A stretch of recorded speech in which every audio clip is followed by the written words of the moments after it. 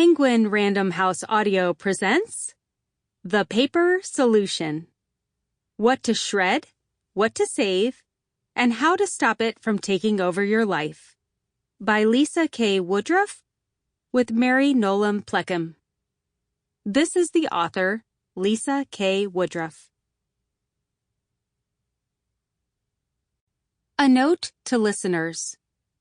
This program includes a bonus PDF that contains an appendix of worksheets from the book.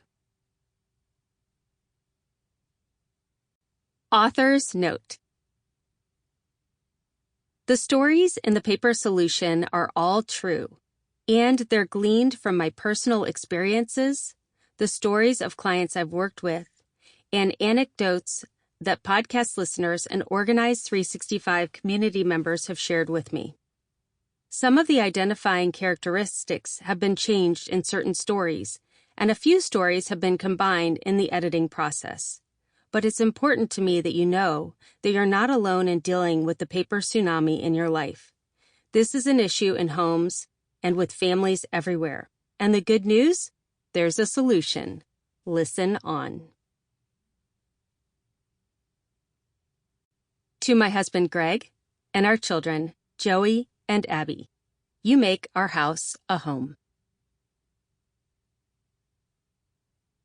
Part 1.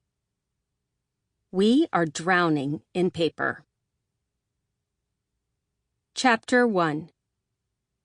The Paper Tsunami. Why paper is so important and how to keep much, much less of it. A paper tsunami is coming, and we need to be ready. Some of us have already experienced it, and many more will soon face the deluge. Our houses are full of paper. Our parents' houses are full of paper.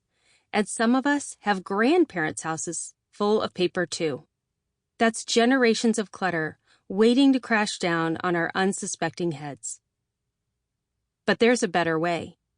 You can ditch the filing cabinets stuffed full of documents that you may or may not ever need to look at again. You can find the papers that you do need easily, effortlessly, and without stress or drama. You can create a system for organizing your paper that actually works for you, not against you. I know because I was once where you are sitting right now, staring down a paper tsunami filled with dread and uncertainty, and I've come out the other side. Why I care so much about paper. My name is Lisa Woodruff. Yes, I'm one of those crazy productive, ultra-organized people you love to hate. Yep, I was born that way. My closets were always neatly organized, and I live for a finished to-do list. Sorry. But even I found myself completely flummoxed and overwhelmed when it came to dealing with one particular type of clutter, paper. My own personal paper tsunami came at one of the most chaotic times in my life. In the spring of 2009, my father, after being ill for 9 months, was sent home with hospice care. He died just a few short days later. As I made the final 4-hour drive home, I kept my mind busy making lists upon lists. My sister and I would need to make funeral arrangements. The house needed to be cleaned. Its contents dispersed and sold. Sooner rather than later was best, since neither of us had the means to hold on to it. The to-dos involved with settling an estate were overwhelming. A quick Google search helped with all but one major question: what to do with all the paper? My father's house contained a lifetime of paper, and each file would need to be sorted to settle the estate. Paper is tedious. The precious few days I had at my father's house were not enough to figure out what to do with each piece of paper, so I swept it all up and brought it home. Boxes and boxes of paper. With my sister finishing the physical distribution and sale of the family home, I set to work settling the estate paperwork. I never felt as overwhelmed as when I went through my father's files. Part of me felt like I was invading his privacy, worried I would find something he didn't want me to see. Likewise, it was hard for me to simply trash some of the paperwork that was precious to him, but meaningless to me, like his car catalog collections. Oh, those car catalogs. Beautiful cars were Dad's passion, and he kept meticulous files full of bulky paperwork all about them. Cars he'd owned decades ago, cars he wanted to own one day. That collection was his pride and joy, even though it had no monetary value or purpose. It was also the bane of my existence. So what happened to the bulk of Dad's papers? They sat there, in my home. Taking up physical space, yes, but more important, taking up precious mental and emotional real estate. My home was filled with my father's files and boxes of memories that I didn't know how to process or enjoy. Every day was filled with anxiety. Something had to give. On New Year's Day, 2012, that's almost 3 years after Dad's papers landed in my house, for those of you keeping score, I made a vow to finally get all that paper in order. That included dealing with my own paper as well as my father's. Because I found very few books or resources that specifically addressed how to organize paper, I soon realized I was on my own.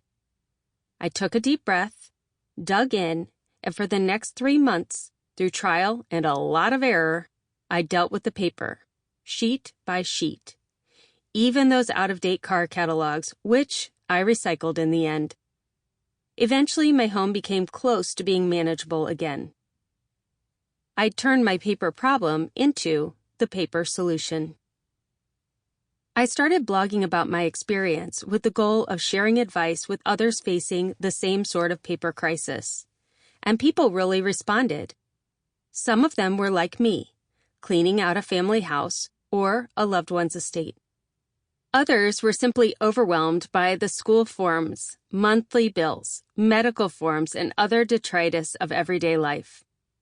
My blog, Organize365, spawned a newsletter that attracted tens of thousands of devoted fans, then a hit podcast, and eventually a thriving business. Here's what I realized. Although people interested in decluttering can find plenty of videos, books, and other resources about how to get rid of extra clothes, housewares, and junk, no one was talking specifically about how to organize paper. And yet paper is one of the most common and anxiety-producing kinds of clutter that most of us have to deal with. Why is that? What is it about paper? Paper is the bane of most people's existence. Even the most organized person will break out in a cold sweat at the thought of sorting a mountain of paperwork.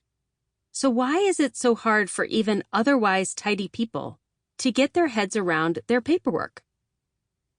For starters, it's the sheer volume of paper we're all faced with on a daily basis. When personal computers were first developed, we were promised they would lead to a society with less paper. But 40-plus years later, we're still not there.